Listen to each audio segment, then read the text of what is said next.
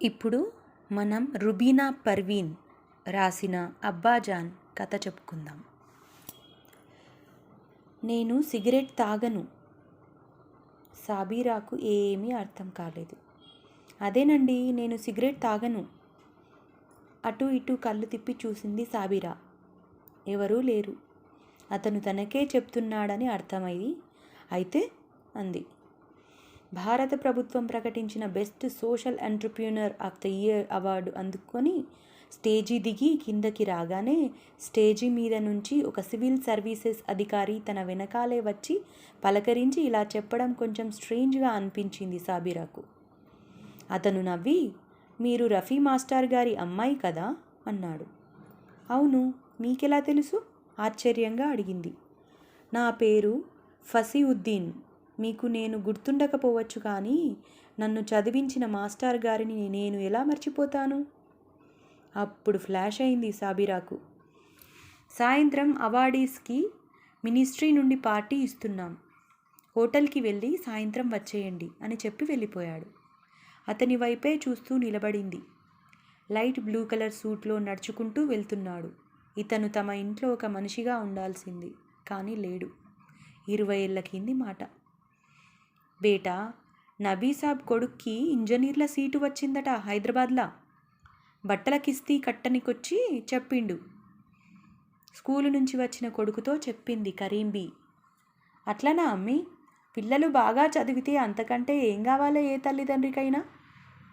Shirt విప్పి చిలక్కోడుకు తగిలించి తల్లి పక్కన కూర్చున్నాడు రఫీ. ఫస్టు వచ్చిండట. పేపర్ల సుత ఫోటువా వచ్చిందని చూపిచ్చే నబీసాబ్. ఫసీ చిన్నప్పటి నుంచి బాగా చదువుతాడు అమ్మి. మా స్కూల్లోనే చదివిండు, నా స్టూడెంటే కదూ అన్నాడు రఫీ. అప్పుడే స్కూల్ నుంచి వచ్చిన జమీలా టీ తీసుకొని వచ్చి భర్తకు అత్తకు ఇచ్చి కుర్చీ లాక్కొని వాళ్ళిద్దరితో పాటు కూర్చుంది. మరి నబీ బాయిజాన్ కొడుకుని పట్నం ఎప్పుడు పంపుతున్నాడట అడిగింది జమీలా. దానికి పెద్దావిడ అందుకుంది. జమీలమ్మ, నబీసాబ్ చాలా పరేషాన్లు ఉన్నాడు బేటా. రికార్డు అసిస్టెంట్ నౌకరీలో 6 పిల్లల్ని సాదుడే ఎక్కువ. పెద్దోడు ఉన్నుళ్ళని చదువుకొని మంచిగా ఫైల్లోకి వస్తాండు. ఇప్పటిదాకా ఏదో సదిరిన పుప్పు, ఏం సమజైతలేదు, ఎట్లనో ఏమో అన్నాడు. ధైర్నంగుడ్డు బేటా, అల్లా దయవల్ల అంతా మంచి జరుగుతుంది అంది కోడలితో. దానికి మనిషి కదిలితే కదా తలగొక్కుంట నిలబడ్డాడు. ఎంత గవర్నమెంట్ సీట్ అయినా నెలకు 3-4 వేలు అవుతాయి. గుడ్డలేంది, పెడ్డలేంది, బుక్కులేంది అన్నీ చూస్తే ఏడాదికి 50,000 చేతుల పెట్టుకోవాలి పుప్పు. ఏం సమజైతలేదు అని దిగాలు పడ్డాడు. తలో సెయ్యి వేద్దాంలే బేటా, పరేషాన్ గాకు అని నచ్చజెప్పి పంపిన అందామె. అమ్మీజాన్, నా మనసులో మాటున్నది చెప్పుదునా? తల్లి కొడుకులిద్దరూ కోపమైతరా నా మీద అంది జమీలా. అదేంది జమీలా, ఎప్పుడన్నా ఉన్నదా అట్లా? చెప్పు ఏందో అంది కరీంబీ. అమ్మీజాన్, నబీబాయిజాన్ కూటికి పేదోడు గని గుణానికి కాదు. పద్ధతి కల్ల కుటుంబం. బాబీ కూడా ఉన్న దాంట్లోనే గుట్టుగా సంసారం గుంజుకొస్తాంది. అంతమంది మగపిల్లలు ఉన్నగాని ఇంట్లో ఉన్నరో లేరో అన్నట్టుంటారు. అదైతే నిజమే. పొల్లగాన్లు తల్లి నోట్లకెళ్ళి ఊడి పడ్డట్టు ఉన్నారు ముద్దుగా కరీంబీ జోడించింది. మన టౌన్లో 200 గడప ముసల్మాన్లలో అంతా ఏదో వ్యాపారం చేసుకునో వ్యాపారం చేసుకునో చిన్న నౌకరీలు చేసుకునేటోళ్ళ నాయే. పిల్లగాన్లను పెద్దగా చదివిస్తున్నోళ్ళు కూడా కనబడతలేదు. మనకు 3 ఆడపిల్లలాయే. ఇప్పట్నుంచి ఆలోచన చేయకపోతే కష్టమవుతుందని అనిపిస్తుంటుంది. నువ్వన్నది నిజమే బేటా. మన పెద్ద పిల్ల సాబీరాను ఫసీకి ఇస్తామని సంబంధం ఖాయం చేసుకొని ఫసీని మనమే చదివిద్దాం. ఇద్దరి చదువు అయిపోయి జాబులు వచ్చినాక పెళ్లి చేయొచ్చు. ఏమంటారు అమ్మీజాన్? నా మతిల ముచ్చట గుంజుకునో పిల్ల, నాకైతే సమ్మతమే అంది కరీంబీ. ఇట్లా బాగుంటుందా అమ్మి? కొడుకు అడిగిండు. ఏమైతుంది బేటా, ఇంట్లో బాగుండకపోయేదేంది? కాలంతోని మనం మారాలే. ఔరత్ బచ్చీలను బాగా చదివిద్దాం అనుకుంటుంటిమి. బిడ్డలు ముద్దుగా చదువుకుంటున్నారు. రేపు వాళ్ళు మంచి పొజిషన్లకు వచ్చినాక అంతకు మీద ఉన్నోన్ని చూడకపోతే కుదురుతుందా? గప్పుడు ముక్కు ముఖం తెలవనోళ్లకు ఇచ్చుడు కంటే ఇదే నయం. సరే, మీరిద్దరు అంటున్నారు కదా, అట్లనే చేద్దాం. అమ్మి, నువ్వు నబీసాబ్ని పిలిచి మాట్లాడు, నేను ఫసీతోని మాట్లాడుతా. పిల్లల ఆలోచన తెలుసుకోవాలి కదా అన్నాడు రఫీ. తెల్లారి నబీసాబ్, అంతకంటే నా పుప్పు అన్నాడు ఖుష్ అవుతూ. ఒకసారి భార్య షబ్నంను కొడుకును విచారించి చెప్తానన్నాడు. సాబిరా అప్పుడు 9వ క్లాస్లో ఉంది. రఫీ ఫసీతో మాట్లాడాడు. నిజంగా ఇస్తారా సార్? తలంచుకొని సిగ్గుపడ్డాడు 18 ఏళ్ల ఫసీ. అన్ని వైపుల నుండి సరేననుకున్నాక ఒక ఆదివారం పూట నబీసాబ్ కుటుంబాన్ని, మరో 2 జమాత్ వాళ్ళని ఇంటికి దావత్కు పిలిచాడు రఫీ. అన్నీ మాట్లాడుకొని సంబంధం ఖాయం చేసుకున్నారు. పిల్లల చదువులైపోయి ఉద్యోగాలు వచ్చాక పెళ్లి చేద్దామని ఇరువైపులా ఒప్పుకున్నారు. ఈ విషయమై పిల్లల దగ్గర ఎక్కువ మాట్లాడడం మంచిది కాదని, వాళ్ళ చదువుకు ఆటంకం కలుగుతుందని ఆ రోజు పిల్లలిద్దరినీ దావత్లో లేకుండా చూసుకున్నాడు రఫీ. వారం రోజుల్లో ఫసీని యూనివర్సిటీ క్యాంపస్లో చేర్చి కావలసినవన్నీ సమకూర్చి వచ్చారు రఫీ, నబీసాబ్లు.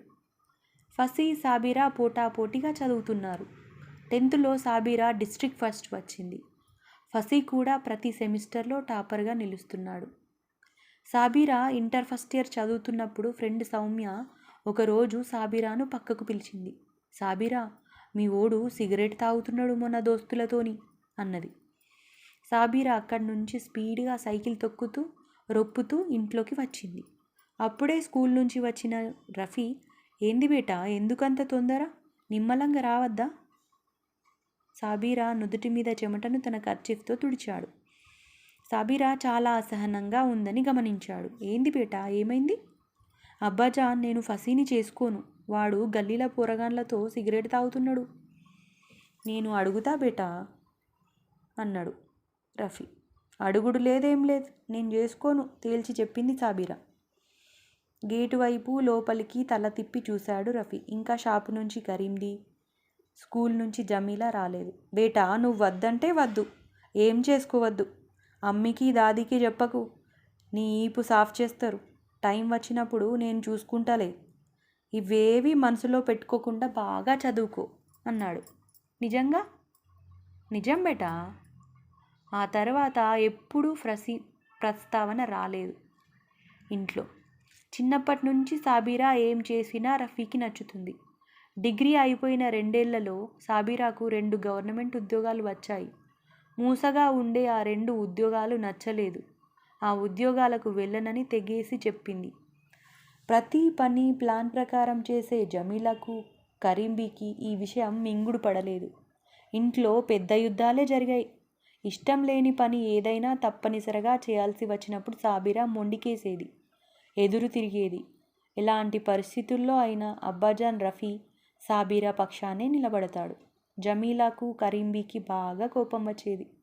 జేసాబాబ్ వైసీ బేటీ అని తిట్టిపోసేది జమీలా.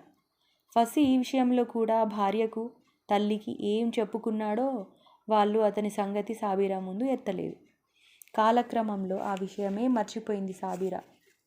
ఇన్నాళ్ళ తర్వాత మళ్ళీ ఫసీ కనిపించి సాబిరాకు అన్నీ మనసులో మెదిలాయి. సాయంత్రం పార్టీకి వెళ్ళింది. పార్టీ జరుగుతున్నంత ప్రదేశమంతా కనిపించేలా కార్నర్ టేబుల్ ఎంచుకొని తన పేరు రాసిపెట్టి ఉన్న స్టాండ్ని ఆ టేబుల్ పైకి మార్చి అక్కడే కూర్చుంది సాబిరా. నెమ్మదిగా ప్రదేశమంతా నిండింది. వచ్చిన డెలిగేట్స్ విజిటింగ్ కార్డ్స్ మార్చుకుంటూ నెట్వర్కింగ్లో బిజీగా ఉన్నారు. పార్టీ ఏర్పాట్లు పర్యవేక్షించి సాబిరా టేబుల్ దగ్గరికి వచ్చాడు ఫసీయుద్దీన్. సాబిరా పలకరింపుగా నవ్వి ఎదురుగా ఉన్న కుర్చీ చూపించింది. ఇంతకీ నేను సిగరెట్ తాగానని చాడీ చెప్పిన సౌమ్య ఎక్కడ ఉంది అడిగాడు. మన డిస్ట్రిక్ట్ హాస్పిటల్లో మెడికల్ ఆఫీసర్ చెప్పింది సాబిరా. నాకు అప్పుడే తెలిసి ఉంటే ఆ పిల్ల చెవి మెల్లేసి నిజం చెప్పించేవాడిని అన్నాడు ఫసీ. అంటే అది నిజం కాదా అడిగింది సాబిరా. ఏం చేస్తాంలేండి, కొన్నిసార్లు అంతే. మా ఫ్రెండ్స్ అందరూ మా ఇంటి గల్లీ చివర చెట్టు కింద చేరి సిగరెట్ తాగుతున్నారు. సిగరెట్ పొగ రింగులుగా వదులుతున్నారు. సరదాగా నేను కూడా ట్రై చేశా. రింగులు రాకపోగా సౌమ్య కంట్లో పడ్డా. సిగరెట్ తాగడం అదే మొదలు, అదే చివర. మా ఇంట్లో వరకే చెప్పి తిట్టిస్తుంది అనుకున్నా. మీకు చెప్పిందని ఎప్పటికో తెలిసింది. అప్పటికే ఇర్రిపేరబుల్ డ్యామేజ్ జరిగిపోయింది. షాబీరా నవ్వాపుకుంటూ, నాకు తెలిసిందని మీకెవరు చెప్పారు అంది.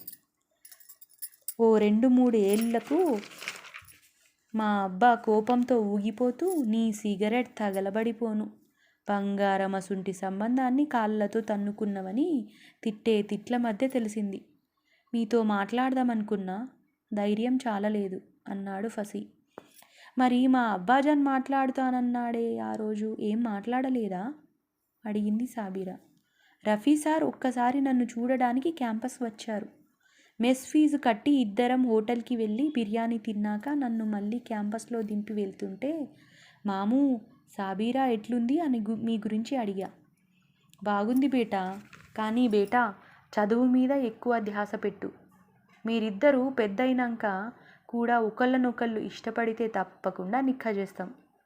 ఇద్దరిలో ఏ ఒక్కరికి ఇష్టం లేకపోయినా వద్దు బేటా.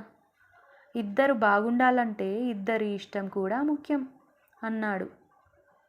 ఆనాడు ఎట్లా రాసి పెట్లుంటే అట్లా జరుగుతుంది. సాబీరా గురించి ఎక్కువ ఆలోచించకు అన్నారు. కొంచెం భయం వేసింది. కానీ ప్రతి నెల వచ్చి చూసి ఫీజులు కట్టి వెళ్ళేవాళ్ళు. నాకు ఎప్పుడూ అనుమానం రాలేదు. ఎప్పటికో తెలిసింది ఈ విషయం. అప్పటికే మీరంతా హైదరాబాద్ వెళ్ళిపోయారు మీ చదువుల కోసం. చాన్నాళ్ళు బాధపడ్డా. సాబీరాకు తండ్రి గుర్తుకొచ్చాడు. రింగుల క్రాఫు, బక్కపల్చటి దేహం, లూజ్ ప్యాంటు, ఫుల్ హ్యాండ్స్ షర్ట్తో నవ్వుతూ ఉండే తండ్రి. ఎప్పుడూ తన తరఫున ఆలోచించే తండ్రి.